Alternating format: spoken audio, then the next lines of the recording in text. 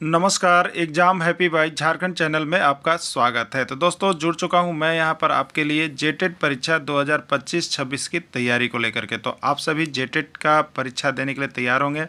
जेटेट परीक्षा बहुत जल्द होने वाली है, तो आप सभी यहां पे क्लासेज के लिए अवश्य जुड़ेंगे। आपको बताते चले, जेटेट में तैयारी को लेकर के बहुत तरह से आपके मन में कौतूहल बना हुआ होगा कि किससे तैयारी करें, कहाँ से तैयारी करें। तो आपको बताते चले, जेटेट परीक्षा में यदि आपको परचम लहराना है तो आप झारखंड राज्य के अनुमोदित पाठ्यक्रम JCERT किताब को पढ़ना कभी भी नहीं भूलेंगे। बाहर का प्रैक्टिस सेट लेकर के यदि आप पढ़ रहे हैं तो वो आपके साथ धोखा हो रहा है, ठीक है। तो आप JCERT जैक का किताब ले लीजिए, जो कि आपको झारखंड राज्य के सरकारी विद्यालयों में मिलते हैं। अगर आपको नहीं मिल पाता है तो हम देखिए यहाँ पे झारखंड राज्य के सरकारी विद्यालय से आपको हूबहू हैंड रिटेन नोट्स डेली बना करके, जो आपका न्यू सिलेबस आया है उसके आधार पर यहाँ पर सभी सब्जेक्ट का, चाहे आप 1 से 5 के शिक्षक हो, चाहे 6 से 8 का शिक्षक हो, सभी की तैयारी करवाते हैं।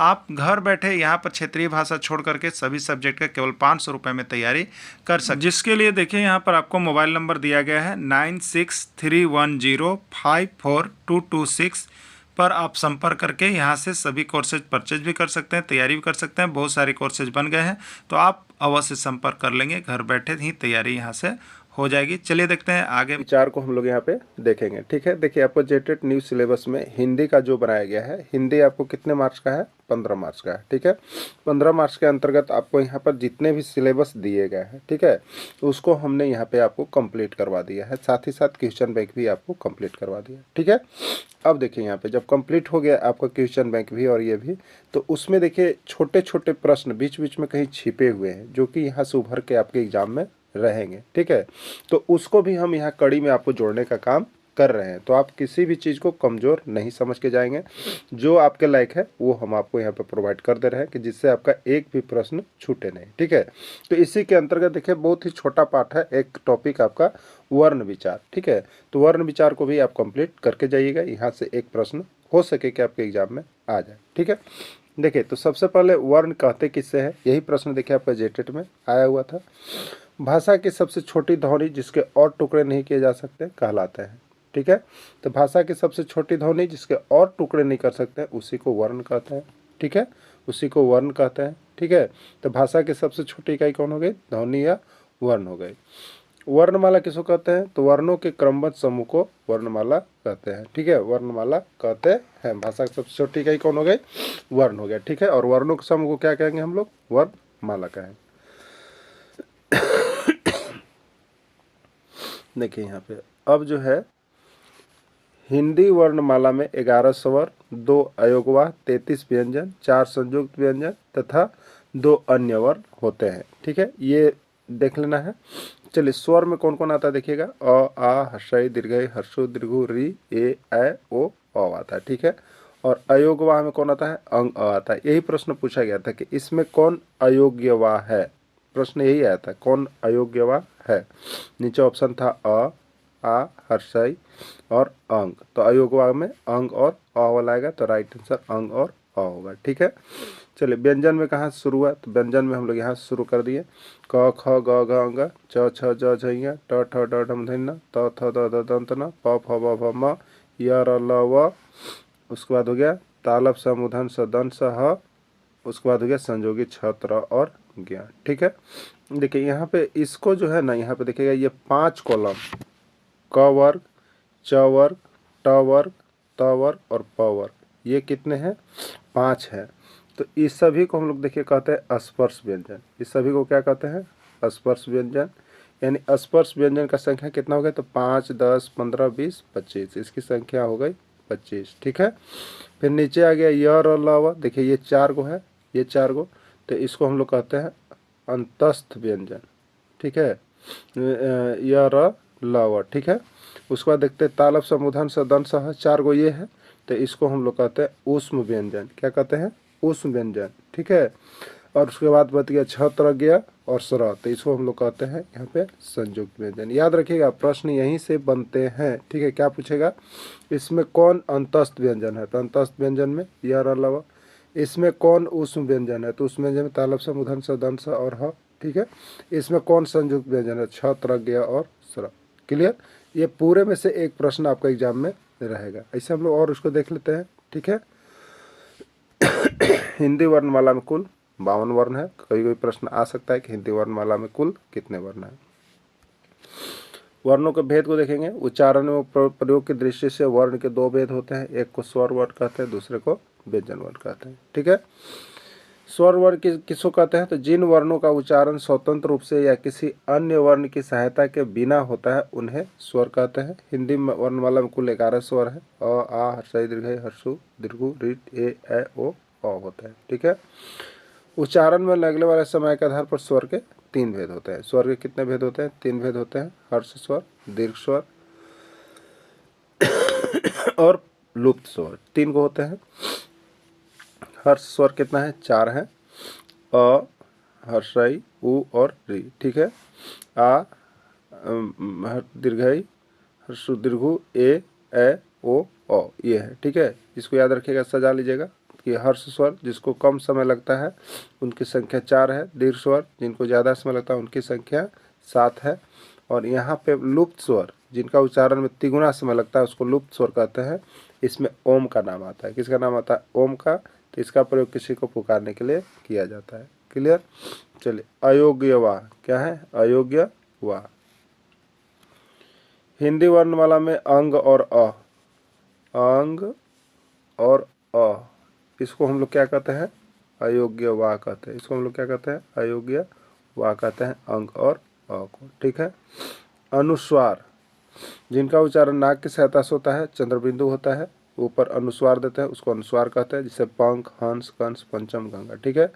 विसर्ग जिसका उच्चारण कंठ से ह के समान होता है, अब विसर्ग का चिन्ह ये होता है। ठीक है। जैसे यहाँ पे देखिएगा, अतः, प्रातः, प्राय, ये जैसे प्राय लिखना है तो प्राय, तो ये विसर्ग हम लोग देंगे। ठीक है। ये विसर्ग है। चलिए, अनुनासिक में क्या आता है? जिन वर्णों का उच्चारण नाक और मुंह से होता है अनुनासिक, इसका चंद्र बिंदु होता है। चंद्र बिंदु होता है और प्रयोग वर्ण के ऊपर किया जाता है, जैसे आँख, चांद, गांव, यहाँ वहाँ, यह अनुनासिक है। ठीक है। आगत ध्वनि आ अर्थात अर्धचंद्र, इसका प्रयोग अंग्रेजी भाषा शब्दों को लिखते समय किया जाता है, जैसे डॉक्टर, कॉफी, बाल, कॉलेज, ये। ठीक है। ये आगत ध्वनि आपका है। चलिए, अब व्यंजन देखते हैं। व्यंजन कौन है? जिन वर्णों का उच्चारण स्वतंत्र रूप से न होकर स्वर वर्ण की सहायता से होता है उन्हें व्यंजन कहते हैं। हिंदी वर्णमाला में कुल 39 व्यंजन है। क्लियर? तो हिंदी वर्ण का उच्चारण क्या होता है? स्वतंत्र रूप से न होकर के स्वरों की सहायता से होता है, उसमें स्वर हमेशा लगे हुए रहेंगे तो उन्हें व्यंजन वर्ण कहेंगे। और हिंदी वर्णमाला में कुल 39 व्यंजन है। ठीक है। जैसे देखेंगे हम यहाँ पर क वर्ग, क वर्ग में क, ख, ग, घ, च वर्ग, च, छ, ज, ञ, ट वर्ग, ट, ठ, ड, ढ, मूर्धन्य न, त वर्ग, त, थ, द, द, न, प वर्ग, प, फ, भ, म। ठीक है। ये सभी क्या कहला जाएंगे बताइए? ये सभी आपको कहला जाएंगे स्पर्श व्यंजन। ये सभी आपको क्या कहलाएंगे? स्पर्श व्यंजन। अब देखिए आगे और वर्ण देखिए, अंतस्थ वर्ण में इसके बाद प, फ, ब, म के बाद क्या लिखते हैं आप लोग? य, र, ल, व, ये भी व्यंजन है लेकिन ये अंतस्थ व्यंजन है। ठीक है। फिर देखिए तालब समुधन से दंत से ह लिखते हैं हम लोग, ये उष्म व्यंजन है। फिर छत्रज्ञ और सरल लिखते हैं, ये संयुक्त व्यंजन है। और अन्य वर्ण में ड और ढ आता है। ठीक है। व्यंजन के भेद देखिए, व्यंजन के 3 भेद हैं। पहला है स्पर्श व्यंजन। जिन व्यंजनों के उच्चारण श्वास, वायु, मुख, जीभ से अलग अलग होते हैं उन्हें स्पर्श व्यंजन कहते हैं। इनकी संख्या 25 है। क से लेके म तक सभी व्यंजन स्पर्श व्यंजन कहलाते हैं। अभी हमने आपको दिखाया था यहाँ पे क से लेके म तक, क से स्टार्ट हुआ और प वर्ग में लास्ट म हुआ, यानी क से स्टार्ट हो गया म तक। तो ये क वर्ग भी स्पर्श व्यंजन है, च वर्ग भी स्पर्श व्यंजन है, ट वर्ग भी स्पर्श व्यंजन है, त वर्ग भी स्पर्श और प वर्ग। ठीक है। तो 25 हो गया, 25 जो है आपका यहाँ पर व्यंजन है। उसका जो अंतस्थ व्यंजन देखिए, जिन वर्णों का उच्चारण स्वरों के बीच होता है, जीभ मुख समांतर, इनकी संख्या 4 है। य, र, ल, व, इसको अंतस्थ व्यंजन कहते हैं। उस व्यंजन जिन व्यंजन के उच्चारण समय वायु मुख से रगड़ खाकर उष्मा उत्पन्न करती है उन्हें उस व्यंजन कहते हैं। इनकी संख्या 4 है। तालब सा, मूर्धन्य सा, दंत सा और ह। याद रख लीजिएगा, उस व्यंजन बहुत बार आया है प्रश्न। ठीक है। हर एग्जाम में यहाँ से एक प्रश्न आपका रहेगा ही रहेगा, ये तीनों व्यंजन से, इसको छोड़ के नहीं जाइएगा आप लोग। ठीक है। अब देखिए संयुक्त व्यंजन, 2 या 2 से अधिक व्यंजनों के मेल से बने व्यंजन को संयुक्त व्यंजन कहते हैं। इनकी संख्या 4 है। जैसे छ, ये 2 गो है क और स। देखिए प्रश्न ये प्रश्न तो एकदम मैंने 1001% श्योर प्रश्न है कि यहाँ से रहेगा ही रहेगा। ठीक है, त्र में त और र, त हलंत, ज्ञ में ज और य, ज हलंत और य, स्र में स हलंत और र। ठीक है, तो ये 6 संयुक्त व्यंजन है, क हलंत और स से मिलकर बना है। यही पूछा जाता है कि 6 का संधि विच्छेद है, 6 का, तो क और स, त्र का त हलंत और र, ज्ञ का ज हलंत और य, और स्र का स हलंत और र। ठीक है, ये संयुक्त व्यंजन को याद करके जाइएगा, यहाँ से प्रश्न आपका रहेगा ही रहेगा, इसमें कोई संभावना नहीं है कि नहीं रहेगा। ठीक है, चलिए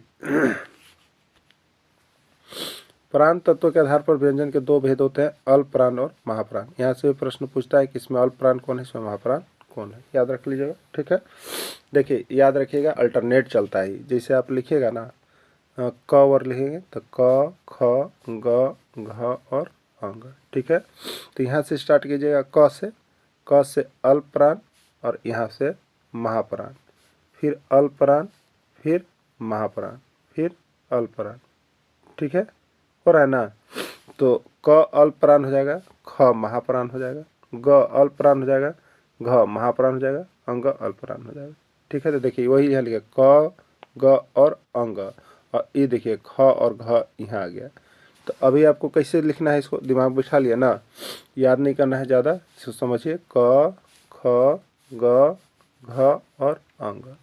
ठीक, अल्प प्राण शुरू करेंगे हम, क्या करेंगे, अल्प प्राण शुरू करेंगे तो कैसे करेंगे, ये अल्प हो जाएगा, शुरू वाला अल्प हो जाएगा, तो बीच वाला महाप्राण हो जाएगा, फिर ये अल्प हो जाएगा तो ये वाला महाप्राण हो जाएगा, फिर ये अल्प हो जाएगा।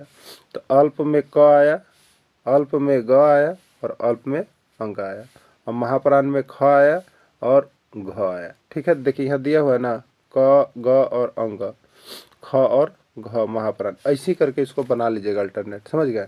तो इस तरह से आपको याद हो जाएगा। देखिए कभी कभी आता है वर्ण विच्छेद करने के लिए भी आ सकता है, तो वर्ण विच्छेद जिसमें वर्णों का विच्छेद होता है ना, जिसमें जिस शब्द के वर्णों में अपना वर्ण अलग अलग करके लिखना वर्ण विच्छेद होता है। इसमें स्वर मूल रूप में तथा दीर्घ लगाकर लिखते हैं। ठीक है, जिससे मनोज यानी म से बना है। ठीक है, तो म के लिए हम ये म हुआ, तो म के लिए हम लिखेंगे म और अ, ये म हुआ। ठीक है, इतना पूरा म हुआ। नोज लिखना है। ठीक है, तो सबसे पहले न हो गया, और ओ का क्या होता है, तो अ के साथ ओ लगाएंगे, तो ये नो हो गया, ये क्या हो गया, नो हो गया। और ज है तो ज के लिए ज और अ होगा, ज और अ होगा, ये चीज़ हो गया। ठीक है, कंप्लीट हो गया, ये आपका संधि वर्ण विच्छेद। ठीक है, संधि विच्छेद अलग है, वर्ण विच्छेद अलग है। ठीक है, अब देखिएगा उच्चारण स्थान याद रख लीजिएगा, अ आ और क ख ग घ। ठीक है, और विसर्ग एक कंठ होता है, याद रखिएगा। जिससे क वर्ग में कौन कौन, क, ख, ग और घ, ये 4 गो, खाली क वर्ग में 4 गो। ठीक है, 4 गो इसका उच्चारण स्थान कंठ है। और अगर पूछेगा कि क वर्ग का उच्चारण स्थान क्या है, तो वो भी आपका कंठ होगा। ठीक है, चाहे उसमें कुछ भी दिया हुआ रहे। लेकिन अगर अंग का पूछेगा तो अंग का उच्चारण स्थान कंठ नहीं है। ठीक, इसका नासिक है। क्लियर, इसका नासिक है। उसी तरह से फिर च वर्ग की बात कीजिएगा, च वर्ग तो च, छ, ज, झ। ठीक है, 4 गो यहाँ मत लीजिएगा। ठीक है, तो च वर्ग का तालु है। उसके बाद ट वर्ग लीजिएगा, ट, ठ, ड, ढ, 4 गो, जो 5वां छोड़ दिएगा उसका मूर्धन्य है। ठीक है, फिर त वर्ग लीजिएगा, त वर्ग में यहाँ पे त, थ, द, ध हो गया। ठीक है, त, थ, द, ध हो गया, ये आपका यहाँ पे दंत है। ठीक है, ये क्या है, दंत है। फिर प, फ, ब, भ, ये 4 गो हो जाएगा, 5वां मत लीजिएगा, तो ये आपका पोस्ट हो जाएगा। इस तरह से आपको याद कर लीजिएगा, आपको यहाँ से कंप्लीट हो जाएगा। ठीक है, अब प्रश्न ये पूछता है कि क का उच्चारण स्थान क्या है, ग का उच्चारण स्थान क्या है, च का उच्चारण स्थान क्या है, अ का उच्चारण स्थान क्या है। तो इसको आप इस तरह से याद कर लीजिएगा। आपको यहाँ उच्चारण स्थान से आए या वर्ण विचार से एक प्रश्न आए, आपका 100% श्योर हो जाएगा। ठीक है, ऐसे ये आपको जेटेट का सिलेबस में नहीं दिया गया है, लेकिन यहाँ से हर राज्यों का जो आप प्रश्न बनाइएगा हिंदी का, एक प्रश्न यहाँ से निकल के आया हुआ है, इसलिए आपको वर्ण विचार देखना जरूरी पड़ जा रहा है। ठीक है, तो आप सभी अवश्य देख लीजिएगा। हिंदी का नोट्स देखिए आपको कंप्लीट बना दिया गया है। आपका जो जेटेट न्यू सिलेबस आया है, आप यहाँ से जो केवल हिंदी का चाहते होंगे 100 रुपये में हिंदी का यहाँ से ले सकते हैं। ठीक है, वीडियो के अंदर जुड़े रहें, धन्यवाद।